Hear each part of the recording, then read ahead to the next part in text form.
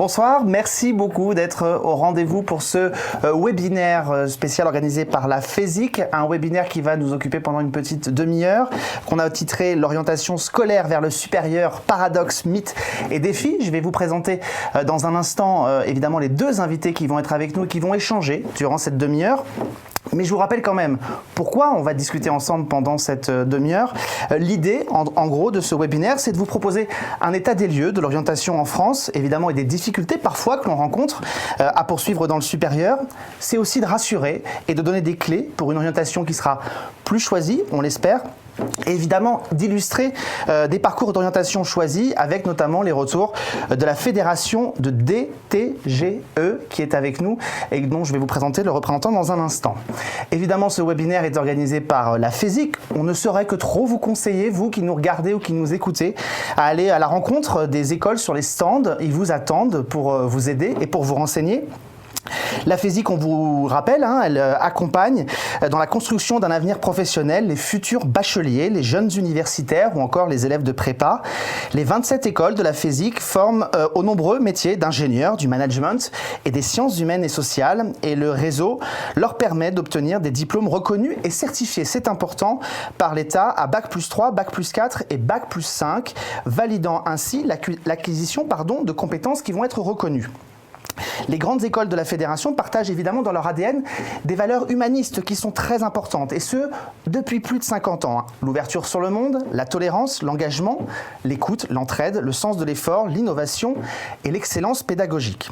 La FESIC est aussi engagée dans la promotion d'une société plus juste, éthique et durable, des valeurs qui évidemment, spécialement encore plus aujourd'hui, nous parlent à tous et à toutes. Et évidemment, l'intérêt collectif est la priorité de la FESIC. Enfin, les écoles de la FESIC cultivent une pédagogie d'excellence au service de l'intérêt général. C'est très important.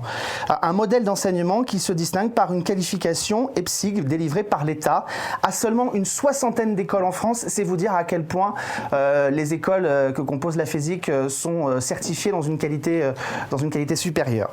Et on va évidemment vous orienter, c'est le cas de le dire, pendant cette demi-heure avec cette thématique propre à l'orientation. C'est quelque chose qui évidemment inquiète beaucoup quand on est un jeune lycéen, et on va essayer dans cette demi-heure de vous donner des clés.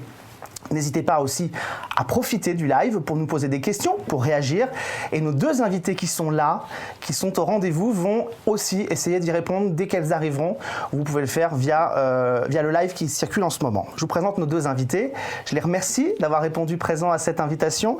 Nous avons d'abord Madame Frédérique Wexler. Vous êtes inspectrice générale de l'éducation, du sport et de la recherche. Le titre de votre dernier ouvrage, qui a d'ailleurs servi pour créer le titre de ce webinaire, c'est l'orientation scolaire, paradoxes, mythes et défis.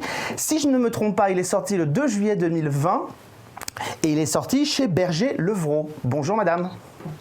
Bonjour monsieur, bonjour Lucas Métro et bonjour à tous. Je tenais à remercier pour commencer la FESIC d'avoir organisé ce moment, parce qu'on a tendance, quand on parle d'orientation, notamment vers le supérieur, à se concentrer sur ce qui est plus directement utilitariste, les procédures, les éléments pratiques. Or, bien entendu que c'est important, mais avant tout, on est quand même sur c'est sérieux de s'orienter, d'orienter sa vie, de faire un choix professionnel. Et en même temps, il faut dédramatiser.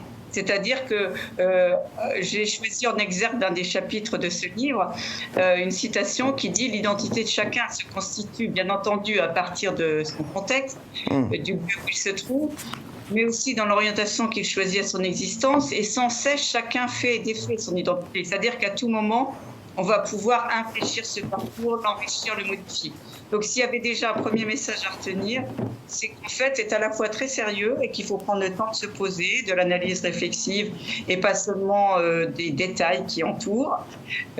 Si j'osais une comparaison, si on souhaite vivre avec quelqu'un ou voir se marier, c'est important de s'occuper des invités, de ce qu'on va proposer au repas, mais c'est quand même pas l'essentiel.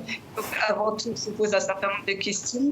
Et finalement, là aussi, on est à la fois dans un engagement progressif et puis avec cette idée qu'en permanence, on va pouvoir l'améliorer. Donc ça, c'est le premier message. Et puis, l'importance de ce moment réflexif que je trouve vraiment très précieux. Eh bien, on va justement prendre le temps de ce moment dans un instant. Je vous présente quand même notre deuxième invité qui sera avec nous dans la deuxième partie de ce webinaire. C'est Lucas Métro. Bonjour déjà, merci beaucoup d'avoir répondu aussi à cette invitation. Vous êtes responsable des relations avec l'enseignement supérieur. Vous représentez évidemment la fédération de la DTGE, des territoires aux grandes écoles, et vous êtes président de la Côte d'Or aux grandes écoles. Merci beaucoup. Exactement. Bonjour tout le monde. On vous retrouve évidemment dans un instant parce qu'on a évidemment, vous aussi, beaucoup de questions à vous poser. Et je pense que le retour, effectivement, du terrain aussi, d'un autre côté, sera intéressant à aborder tout à l'heure.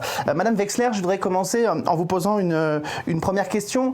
On a tous été confrontés à un moment donné, depuis le lycée jusque même au début de son parcours supérieur, à cette fameuse question de l'orientation. Quel constat vous avez fait justement sur la façon dont elle se passe précisément en France ? Alors, c'est vrai que c'est une question qui m'a préoccupée depuis très précocement, en fait. C'est aussi pour ça que j'ai travaillé pendant longtemps dans les services d'orientation. D'abord parce que j'avais remarqué qu'en France, et on est très mal placé sur ce point dans les classements internationaux, il y a une très forte corrélation entre l'origine socio-économique culturelle, on va dire par large, et le destin scolaire, le parcours et même parfois professionnel. Alors que dans d'autres pays qui réussissent parfois mieux que nous, dans les classements internationaux, par exemple PISA, on n'a pas une aussi forte corrélation. Donc je me suis dit très vite, ça semble une fatalité en France, partagée par beaucoup d'acteurs de la communauté éducative, ce sentiment de déterminisme. Et en même temps, j'étais convaincue, et il y avait des preuves, que ce n'était pas justement un déterminisme absolu. Et j'ai commencé à analyser finalement ce qui se passait en France. Et j'ai vu que si on comparait deux établissements qui avaient des indicateurs voisins, par exemple en termes de population scolaire, de territoire, etc., on s'apercevait qu'il pouvait y avoir des différences en termes d'orientation. La même chose pour des départements ou des académies. Donc ça veut dire qu'on a une capacité d'agir. En fait, c'est très réjouissant. Ça veut dire qu'il y a une marge de manœuvre, et cette marge de manœuvre, elle est à la fois collective et elle est individuelle. C'est-à-dire l'individu a une marge de manœuvre, et puis l'organisation structurelle aussi. Donc ça me paraît vraiment central, et dans mon livre, j'en parle beaucoup. Et un deuxième point qui m'a frappé, c'est qu'en France, on est très attaché à des récits communs. Notre devise, c'est très liberté, égalité, écrite sur tous les frontons, fraternité de toutes les écoles, et elle est extrêmement puissante, et notamment cette notion d'égalité qui est contredite, c'est un paradoxe par ce que je viens de dire juste auparavant. Et en même temps, ces mythes, ils nous portent, parce que l'égalité, c'est un objectif, c'est un horizon, mais ils peuvent aussi nous limiter, ils peuvent nous paralyser. Si par exemple on pense que tous les enfants sont égaux le matin quand ils arrivent à l'école, et que donc il suffit d'appliquer exactement la même chose pour tout le monde, on voit bien qu'en fait on va être inéquitable. De la même façon, le mythe ce que j'appelle le métier charmant, comme le prince charmant, si on pense qu'il y a un métier qui nous convient, et il faut juste le trouver. Alors on va faire des tas de tests, des tas d'analyses, et puis on va trouver ce métier charmant, et puis on va devoir y rester toute sa vie parce que c'est celui qui était fait pour nous. Donc on voit qu'à la fois ça peut être motivant, mais qu'en même temps il faut déconstruire ces mythes pour vraiment s'émanciper et construire son parcours. C'est vraiment intéressant, et c'est un mouvement qui commence à être réfléchi en France, et on a beaucoup de progrès à faire. On a déjà progressé, mais c'est comme dans un parcours, il faut encore progresser. Ça veut dire que ce terme d'égalité, on sait un peu, alors là on l'applique évidemment au domaine de l'orientation et de l'enseignement, mais ça veut dire que ce domaine de l'égalité, en fait, on lui donne une signification qui n'est peut-être pas totalement celle qu'on voudrait lui donner. Ça veut dire en fait être tous au même niveau, pas une tête qui dépasse, et puis alors qu'en fait l'égalité c'est d'avoir tous les mêmes chances finalement, mais c'est pas forcément qu'on se vaut tous, entre guillemets, c'est-à-dire qu'on est tous capables de faire quelque chose, capables d'enclencher son destin, mais en même temps effectivement on ne doit pas tous se ressembler, quoi. C'est exactement ça. C'est comment on permet à chacun, finalement, on accompagne chacun pour que son potentiel se réalise, pour qu'il s'épanouisse. Et on voit bien que les attentes et là je parle aussi bien s'il y a des parents que des professionnels, peuvent aussi contrarier finalement le parcours d'émancipation d'un enfant. Si la pression est trop forte pour qu'il produise un projet, si les attentes sont celles finalement plutôt des parents que ce qui va apporter le jeune dans la vie, on va le freiner plutôt dans son parcours d'émancipation. Donc que ce soit la notion d'égalité, que ce soit la notion d'excellence, il faut à la fois donner la chance effectivement qu'il s'épanouisse et en même temps accepter que chacun, fort de ce qu'on lui transmet, va inventer sa route en fait. Et qu'il faut surtout qu'il soit en paix avec les différentes attentes qu'il a rencontrées, qu'il soit à la fois dans un bien-être professionnel, en tant que citoyen, dans la vie qu'il a envie de se construire. Et le monde, il change. Donc, forcément, les jeunes, ils inventent aussi leur parcours qui s'adapte à l'incertitude et à l'imprévisible. On est bien placé en ce moment pour voir qu'il y a beaucoup d'incertitudes et d'imprévisibles. Oui, évidemment, le monde se durcit et ça rend ces déterminations et ces choix que l'on peut faire effectivement beaucoup plus compliqués. On l'a dit, en fonction de son lieu d'habitation, en fonction de sa condition sociale, il y a évidemment des barrières qu'on a l'impression qui se dressent devant nous quand on veut accéder à des études supérieures. Et puis, il y a aussi cette espèce de frein qu'on se met soi-même en se disant parfois « je ne suis pas capable », parfois « je ne peux pas faire ça ». Comment on peut conseiller aux parents, peut-être qui nous regardent, aux futurs étudiants, qui sont là devant nous, de surtout s'empêcher cette forme d'autocensure. On le sait, vous l'avez rappelé, la société est capable parfois de nous autocensurer tout seul, de nous mettre des barrières. Comment faire en sorte, quels conseils on peut leur donner pour qu'ils ne se les mettent surtout pas? Alors, l'autocensure, moi je me dis qu'un des meilleurs remèdes, c'est l'humour. Et finalement, de se dire dans une situation, alors une forme d'autocensure très, très facile à repérer, c'est l'orientation genrée. C'est-à-dire qu'inconsciemment, si on a un garçon, on se dit « mais non, il est hors de question que je fasse telle profession ». C'est vraiment une profession qui est pour les filles, même si on ne se le formule pas exactement. Donc c'est vraiment déjà de jouer avec humour sur les codes. Donc ça, je pense que c'est la première chose. Il y a aussi beaucoup d'autocensure sur le plan social.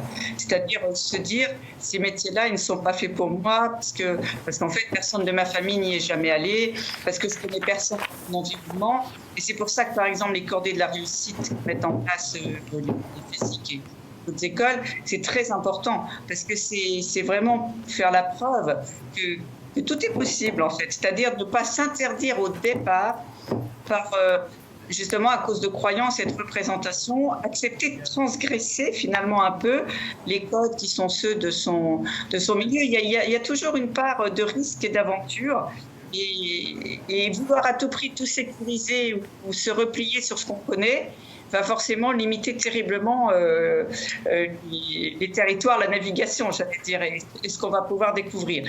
Donc vraiment, et pour les parents, je dirais, accepter d'être surpris par son enfant, accepter de sortir des zones de confort, et puis et faire confiance. En fait, beaucoup de jeunes qui ont réussi à des choses qui n'étaient pas prévues dans leur environnement disent tous que leurs parents leur faisaient au fond complètement confiance, c'est-à-dire qu'ils les conseillaient, les accompagnaient, les professionnels aussi, mais très fondamentalement, ils se disaient que leur enfant, quelque part, savait où était sa route et qu'il fallait aussi lui faire cette confiance. Et ça me paraît vraiment très important.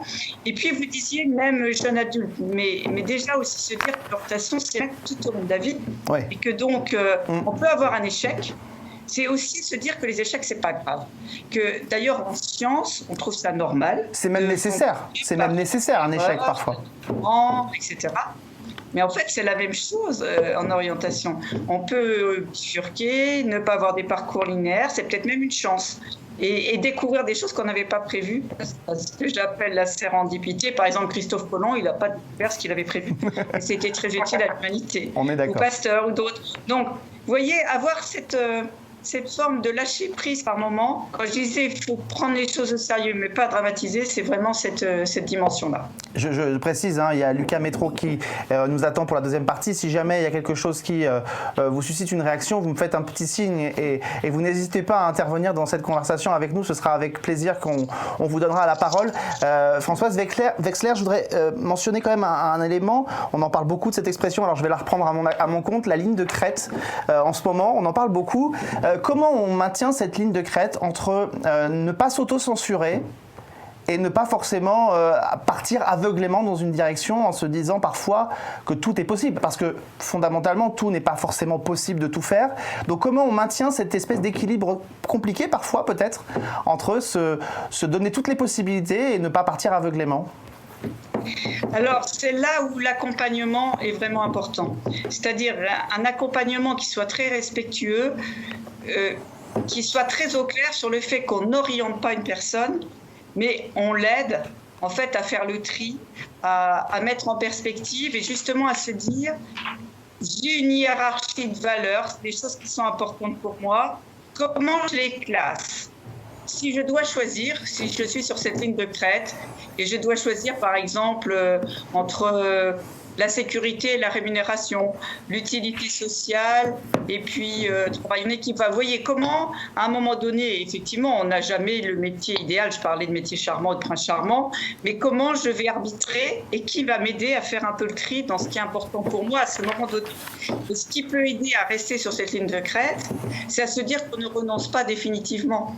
On peut accepter un compromis dans un premier temps, garder en tête l'idée plus idéale qu'on a, et puis se dire que ça va aller par étapes. Ouais. Donc voilà, accepter aussi ces temps successifs et surtout croiser et se faire accompagner.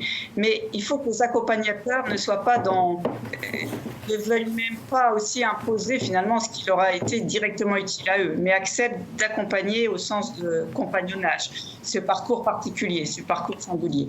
Oui, surtout que parfois les accompagnateurs, les possibilités qui étaient les leurs à l'époque où eux-mêmes ont été confrontés à ces éléments-là ne sont plus courts aujourd'hui, ont changé, ont évolué, donc il ne faut pas essayer de calquer des modèles sur ce qu'on a soi-même appris 10, 15, 20 ou 30 ans plus tôt. Exactement. Et ça, c'est vraiment très important. Quand je disais le monde bouge, il faut aussi accepter, et Hannah Arendt le disait très bien, que le monde étant différent, heureusement que les jeunes sont différents des générations précédentes.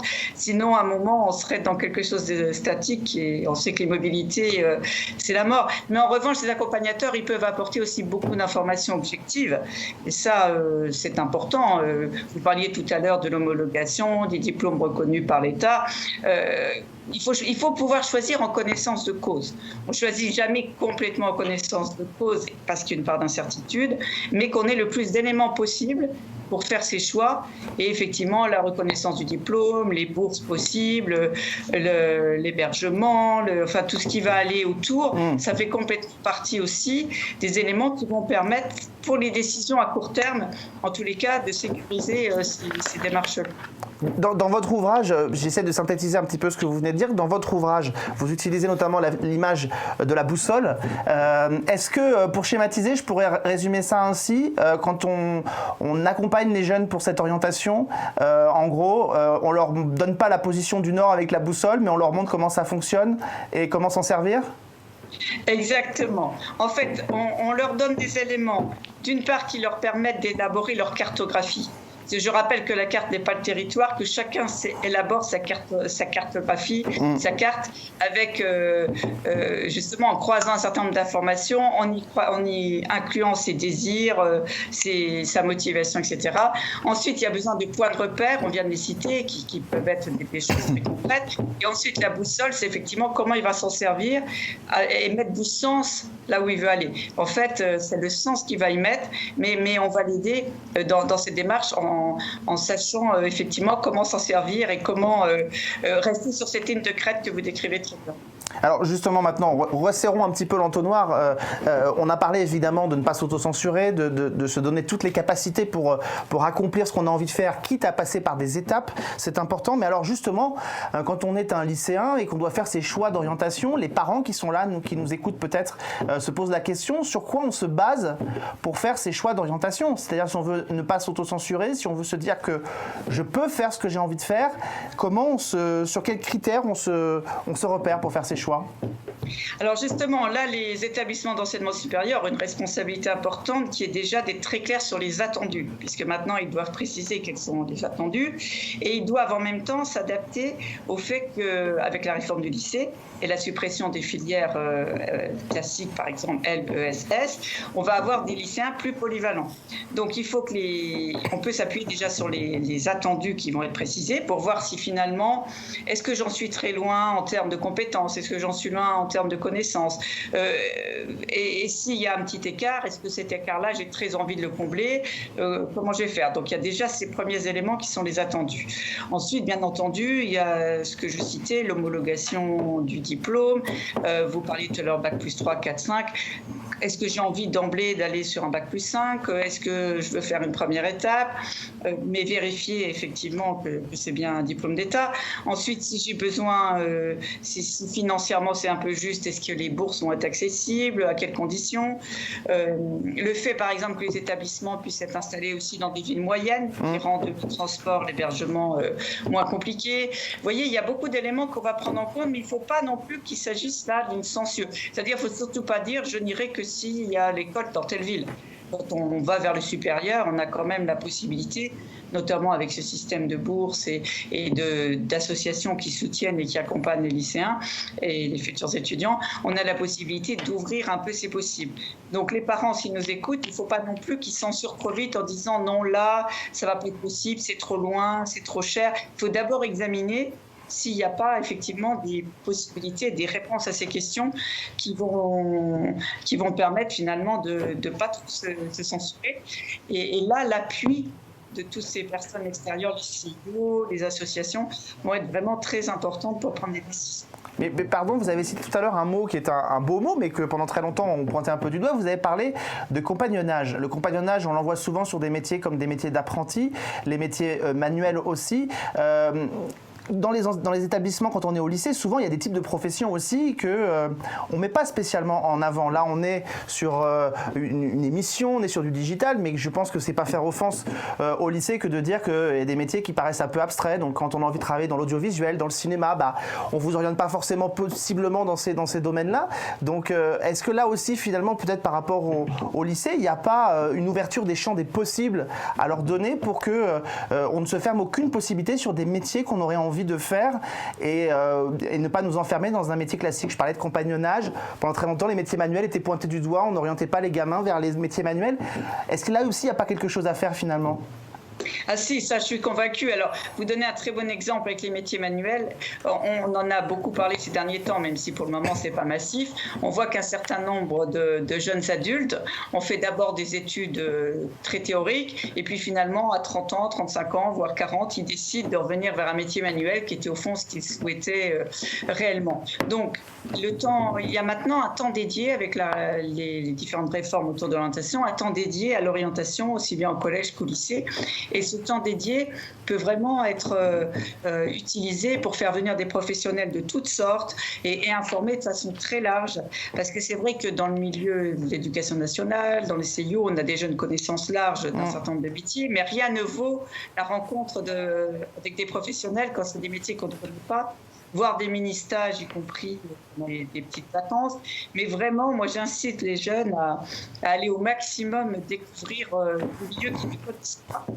Peut-être que ça confortera leur idée que ça ne les concerne pas, mais au contraire, ils vont peut-être découvrir d'autres intérêts très larges. Et sachant que vous parliez de valeurs humanistes tout à l'heure, on voit que, pour moi, ce qui me frappe dans cette jeunesse, c'est le sentiment important d'utilité sociale, toute la valeur autour du développement durable, et qui vont à la fois faire émerger sans doute encore des nouveaux métiers et surtout élargir le champ des possibles. Le travail collectif aussi avec d'autres en équipe. Donc il faut vraiment se poser la question de qu'est-ce qui va être important pour moi, qu'est-ce qui va faire que je vais avoir le sentiment d'avoir une vie utile et dans laquelle je m'épanouis le plus possible. Même s'il n'y a jamais un métier qui est 100% idéal dans tout ce qu'on fait toute la journée, mais en tous les cas, on peut y trouver vraiment un intérêt. Et donc, comme vous le dites très bien, il ne faut surtout pas se dire qu'on a juste à reproduire ce qui se fait dans la famille, même s'il y a des dynasties de certaines professions,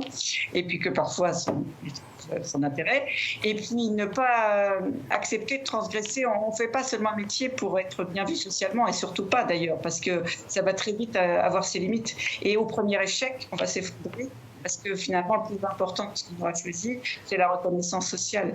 Donc, c'est plutôt être fidèle à soi-même et à tout ce qu'on porte sur son chemin, et sans négliger les différents apports des uns et des autres, y compris de la famille, mais en faisant un compromis et en faisant émerger son propre chemin. Donc, vous avez tout à fait raison, tout ce qui est comme occasion d'élargir sa vision et son périmètre, mais il faut que les parents autorisent ça. Il faut se l'autoriser et il faut que les familles et l'entourage l'autorisent. Et évidemment, on ne fait pas un métier pour être reconnu socialement, entre guillemets, comme vous venez de le dire. On ne le fait pas non plus. On le fait pour soi, le métier. Donc, il faut absolument que ce soit le métier que l'on a envie de faire, que l'on ait choisi. Et cette autocensure, je pense que vous avez mentionné depuis le début de cet échange, il ne doit se faire aussi ne pas se faire dans les questions qu'on ose poser. Voilà. S'il y a un métier qu'on a envie de faire et qu'on veut savoir comment y accéder, il ne faut pas hésiter à poser la question. Il n'y a pas, on le dit souvent, il n'y a pas de saut métier. Et il ne faut pas hésiter à poser la question pour savoir comment je peux faire pour faire ça. Voilà. Aidez-moi, orientez-moi. J'imagine que c'est le message aussi. Tout à fait. Alors ça, c'est vraiment très important. Il n'y a pas de questions bêtes, en général d'ailleurs, mais en orientation encore moins.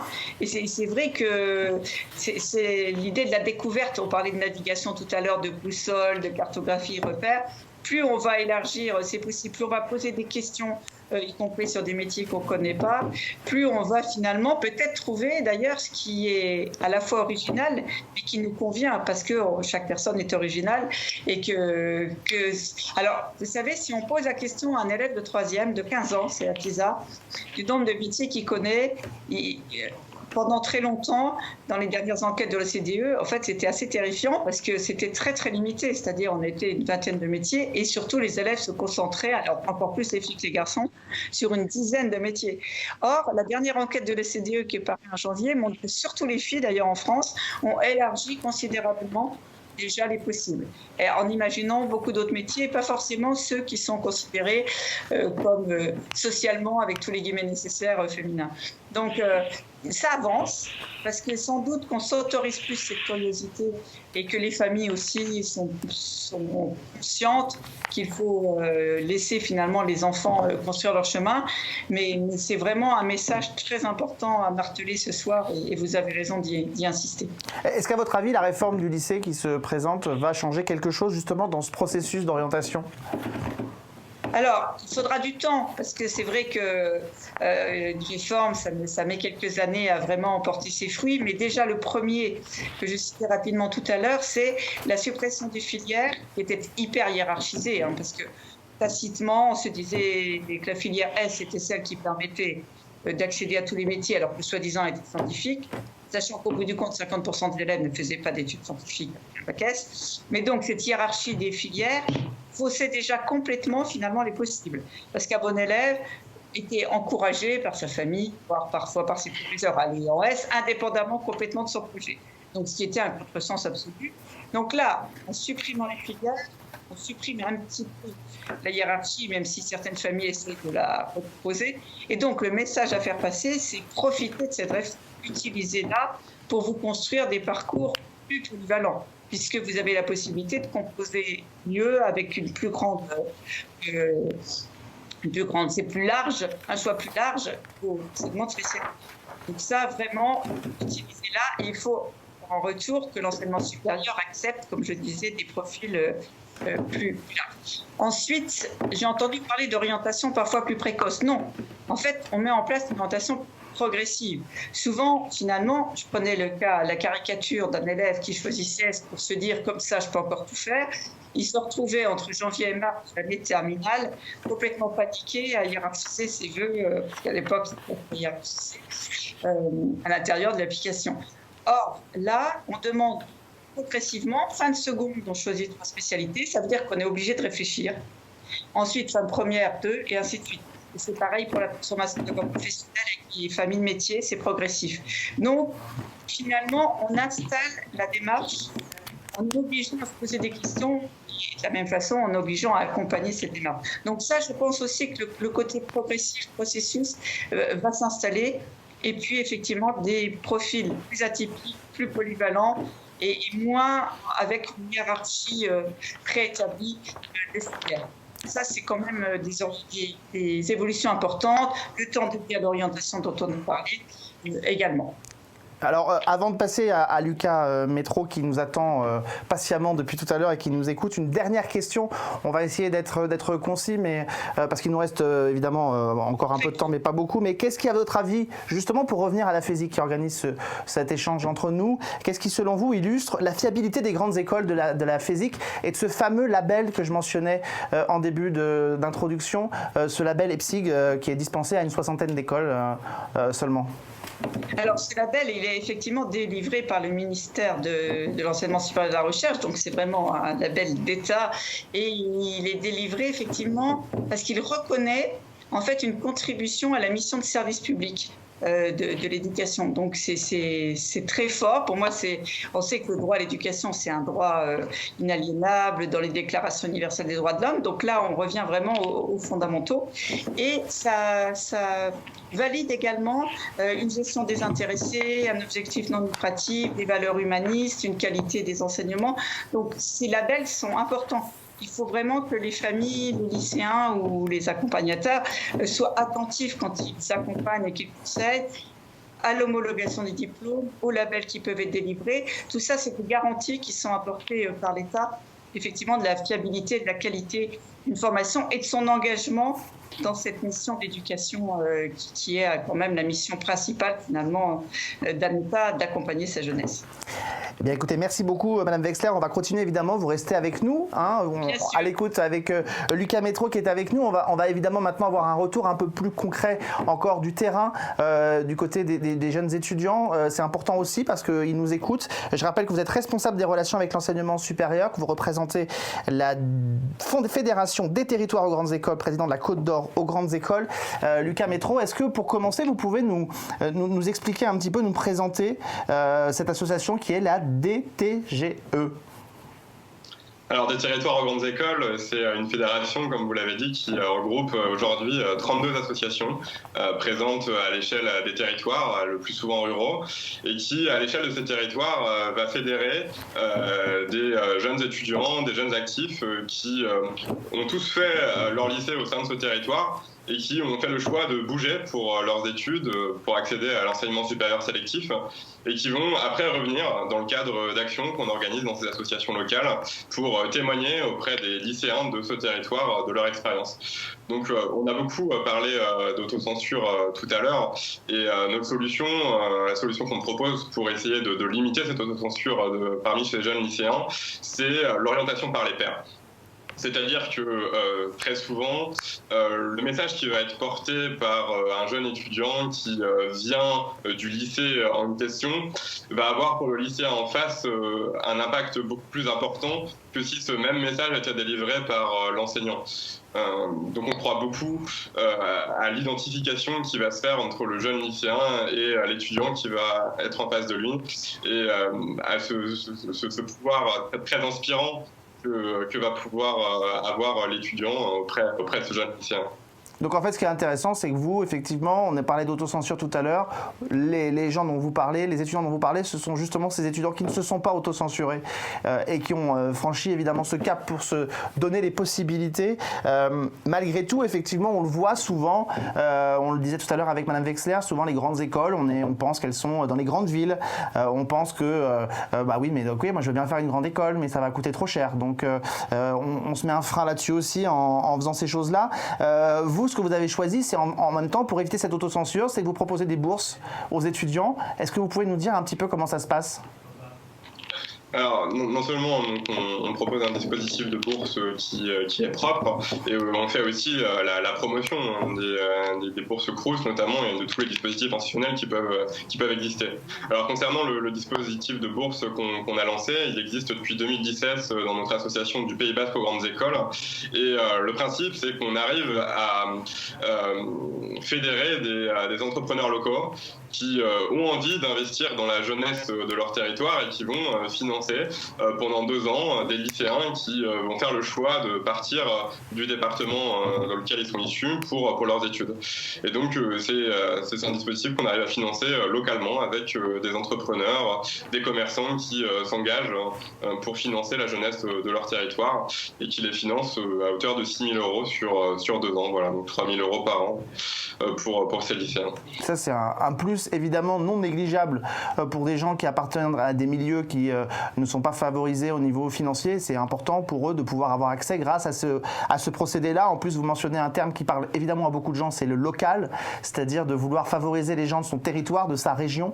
On avait prévu de le diffuser un peu plus tard, mais je trouve que comme vous en avez mentionné déjà 2 fois, on va peut-être regarder un extrait d'un reportage qui est passé dans le 1945 de M6, justement sur le retour d'un jeune qui lui a fait ce choix, qui est parti de sa région pour aller participer à une grande école et puis qui est revenu dans sa région. Je vous propose de regarder tout de suite ce petit extrait qui est passé au journal du 1945 et puis juste après on continue cet échange ensemble. Autour en France, l'égalité des chances, eh bien, ça commence aussi par combattre les idées reçues. Bon nombre de lycéens ruraux n'osent pas s'engager dans de grandes écoles car elles sont souvent situées, eh bien, dans les grandes villes. Une association a mis en place un système de bourse pour aider les plus éloignés à tenter leur chance. Au Pays Basque, des étudiants sont d'ailleurs venus à la rencontre de lycéens pour répondre à leurs interrogations. Au reportage, Nathalie Lambert, Marie Meyer et Irène Candel. C'est un retour aux sources pour ces 3 étudiants. Clémence, Raphaël et Mandine viennent aujourd'hui faire une conférence dans ce lycée du Pays Basque. Tous ont quitté cette région pour intégrer une grande école et c'est justement ce qu'ils viennent raconter. On vous donnait envie justement d'oser, de partir, d'essayer de réaliser vos ambitions. Face à eux ce jour-là, une dizaine de lycéens, pas encore décidés sur leur avenir. Je sais pas du tout ce que je veux faire, c'est vraiment encore c'est très flou, quoi. C'est normal, enfin, moi honnêtement, tu vois, l'idée d'aller faire Sciences Po, elle m'est venue en première. Discussion, conseils, les élèves semblent plutôt réceptifs. Ça m'a donné des idées de comment faire après le bac. Quand on veut faire des grandes études, souvent on entend Paris. Et c'est vrai que le logement, ça c'est compliqué. Et là, ils donnent des solutions. Accompagner les lycéens ruraux, c'est l'un des objectifs de l'association Des territoires aux grandes écoles dont font partie ces étudiants. C'est Bichente qui l'a créé en 2013 pour favoriser l'égalité des chances. Aujourd'hui, les élèves issus des milieux ruraux sont en effet sous-représentés dans les filières sélectives pour plusieurs raisons selon lui. D'abord des difficultés d'accès à l'information, ensuite une autocensure, parce qu'on juge souvent sur ces territoires que ces cursus sont élitistes ou ne sont pas faits pour nous. Et enfin, des difficultés financières. Pour que l'argent ne soit pas un frein, l'association délivre également chaque année 10 bourses de 6 000 € au Pays Basque. Elles sont financées par des entrepreneurs locaux comme Peyo Fromager. C'est un geste naturel d'aider les enfants de ce pays à faire les études les plus ambitieuses possibles pour être sûr que la matière grise qui est produite sur ce territoire puisse revenir dans les meilleures conditions possibles. L'association des territoires aux grandes écoles espère pouvoir bientôt proposer des bourses dans 15 autres territoires ruraux. Pour rebondir sur ce qui est dit dans ce sujet, justement, quels conseils vous pouvez donner à ces jeunes qui, justement, seraient tentés de s'autocensurer et du coup, comment vous les accompagnez ? D'abord en leur redonnant confiance, en leur disant que c'est possible, qu'en face d'eux, ils ont des jeunes qui sont issus souvent du même lycée, en tout cas du même territoire et qui ont fait ce choix et qui sont très heureux d'avoir fait ce choix. Donc ça, c'est la première chose. Et ensuite, en palliant leur manque d'informations on entendait une jeune lycéenne qui parlait de problèmes financiers. Il y a des solutions à ça, des bourses, de nombreux dispositifs aussi régionaux faits par les collectivités qui peuvent aider à la mobilité. Il y a toujours la possibilité d'avoir recours au prêt étudiant qui peut valoir la peine si on est sûr de son projet et qu'on a envie de se donner les moyens d'y arriver. Ça peut aussi être une solution. Donc voilà, en leur redonnant confiance, en leur disant que ce sont souvent des très mauvais juges d'eux-mêmes. On leur donne souvent l'exemple d'un contrôle qu'ils pensaient avoir raté, mais que finalement ils n'avaient pas raté. Et donc, ils ont été obligés de faire ce contrôle. Et par contre, pour les candidatures dans l'enseignement supérieur, ils ne vont pas forcément le faire, se disant qu'ils n'ont pas leur chance, mais alors qu'au final, ce n'est pas eux qui se sélectionnent. Il y a un jury qui est là pour le faire. Et en tout cas, si eux, ils ont envie d'essayer, alors qu'ils osent le faire. Oser le faire, je pense que c'est un peu le maître mot qu'on aura entendu ce soir avec Madame Wexler et avec vous. Oser le faire surtout, oser aller vers une grande école ou un cursus sélectif. C'est pas un choix qu'on fait de manière anodine, c'est pas comme quand on décide parfois peut-être de faire une faculté en attendant peut-être de trouver sa voie. Quand on fait ce choix d'une école, d'une grande école, pourquoi est-ce qu'on le fait ?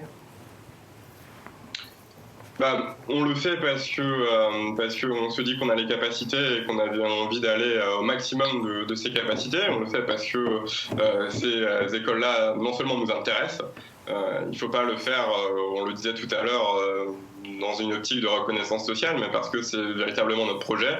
Et souvent, c'est des formations qui offrent un taux d'encadrement, un taux d'insertion qui peuvent être très intéressantes. Et si on a envie, si elles nous permettent de remplir nos objectifs scolaires, nos objectifs professionnels, eh bien, il faut y aller, il faut foncer. Alors j'ai une question qui est arrivée et je vous la pose et peut-être que ça fera une petite conclusion, donc je vous la pose à tous les deux, ça fera une bonne conclusion, il ne nous reste pas longtemps, mais c'est Léa qui nous pose la question, est-ce que le contexte actuel ne va pas impacter d'une manière ou d'une autre l'orientation et le fait de se dire c'est possible ou pas? Qui veut répondre? Madame Wexler? Oui, alors cette question est vraiment passionnante parce qu'on s'est beaucoup interrogé sur les conséquences, effectivement. Alors d'abord en termes de décrochage, mais aussi en termes d'orientation et d'insertion des jeunes, en se disant est-ce que ça va pas être une génération sacrifiée? Or finalement, par rapport à tout ce qu'on vient de se dire, le fait d'avoir pris conscience qu'il y avait de l'imprévisible et de l'incertain, y compris là dans des parcours qui pouvaient être très, très bien prévus, qui doivent s'adapter. Ça, au contraire, je pense que ça peut convaincre les jeunes qu'il faut foncer, comme on vient de le dire, qu'il faut oser, et que après tout, c'est pas, même dans une situation de pandémie, finalement, tout a continué à fonctionner au niveau de l'orientation, au sens où les possibles restent présents, qu'on peut être accompagné quand même, qu'on peut trouver des solutions et qu'on va avoir les points d'appui. Donc finalement, je trouve que ça conforte plutôt l'idée que beaucoup de choses sont possibles en tout cas et qu'il faut rester solide sur ces projets, quitte à les adapter un petit peu si c'est nécessaire. Mais comme le disait très bien Lucas Métro, il y a beaucoup plus d'aides et de solutions qu'on ne croit et il faut prendre le temps finalement de les chercher et de se faire accompagner. Et l'accompagnement, c'est Lucas Métro et cette fédération qui peut la proposer notamment. Et ça peut être par exemple de s'engager auprès de votre fédération pour les nouvelles générations qui vont arriver après et qui, eux, en tout cas cette nouvelle génération, on parlait des conditions actuelles, mais c'est eux qui semblent s'inquiéter justement de cet impact profond de la situation pandémique dans laquelle on est. Oui, en tout cas, redire à tous les lycéennes et tous les lycéens qui nous écoutent que dans cette période où il peut être particulièrement compliqué d'avoir accès à cette information, qu'ils n'hésitent pas de contacter les 1200 étudiants qui sont engagés au sein de nos associations, qui à distance se feront un plaisir de répondre à toutes leurs interrogations. Et comme l'a dit Frédéric Wexler, on ne les orientera pas à leur place, mais en tout cas, on peut leur fournir un accompagnement pour les aider dans cette période qui peut être difficile pour eux. Lucas Métro et Frédéric Wexler qui vont vous aider à vous servir de la boussole et pas à utiliser la boussole à votre place. Je rappelle en tout cas ceux qui auront encore des questions et sans réponse que votre ouvrage l'orientation scolaire, paradoxe, mythe et défi est toujours disponible chez Berger-Levrault. Madame Wexler, Lucas Métro, merci aussi. Des territoires aux grandes écoles, c'était votre fédération. J'espère qu'on a pu répondre à plein de questions que vous vous posiez, peut-être à rassurer. N'oubliez pas que le maître mot de ce qu'on a dit ce soir, oser osez, le champ des possibles est devant vous et ne vous freinez en rien, ne pas s'autocensurer. Merci à vous deux d'avoir été avec nous. Évidemment, merci au Salon de la FESIC qui a organisé ce webinaire. Merci à tous de nous avoir suivis. Passez une très bonne soirée et à bientôt.